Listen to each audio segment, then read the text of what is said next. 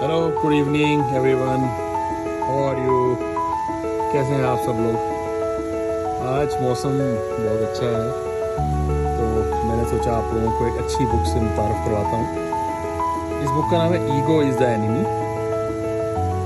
इस बुक में ऑथर ने बताया है कि किस तरह जो इंसान की ईगो है, इंसान के अंदर जो ईगो होती है वो उसको तरक्की करने नहीं देती। हर इंसान के अंदर ईगो का मादा पाया जाता है। अगर तो हम अपनी ईगो को कंट्रोल कर लेते हैं तो हम तरक्की कर जाते हैं। अगर हम अपनी ईगो को कंट्रोल नहीं करते तो भले हम किसी भी मुकाम पे हों, हमको ईगो आगे बढ़ने नहीं देती।